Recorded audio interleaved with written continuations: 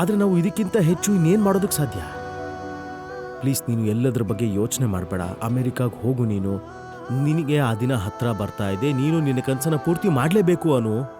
ನೀನು ಕೇವಲ ನಿನ್ನ ಕನಸಿನ ಮೇಲೆ ಗಮನ ಕೊಡು ಈಗ. ನೋಡಿ, ಇಲ್ಲಿ ಕೇಳಿ, ನಾವು ತಪ್ಪು ಮಾಡಿಲ್ಲ ಅಂತಂದ್ರೆ ಬೇರೆಯವ್ರಿಗೆ ಹೇಳೋದ್ರಲ್ಲಿ ಏನ್ ತಪ್ಪಿದೆ? ತಪ್ಪಿದೆ ಅನು, ತಪ್ಪು ಇದೆ.